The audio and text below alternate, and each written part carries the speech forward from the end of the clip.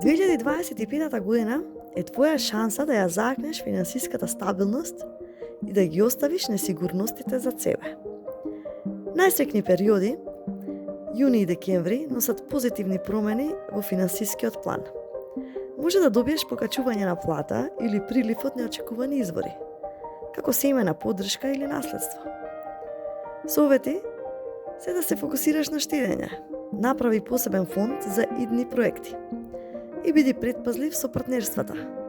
Ако размислуваш за заеднички вложувања, осигурај се дека довербата е взаемна. Предизвици. Во септември постои ризик од емоционално донесени финансиски одлуки. Не дозволувај моменталните емоции да влијаат на твоите долгорочни планови. Инвестиции, долгорочни вложувања во недвижности или земјоделие може да бидат многу профитабилни.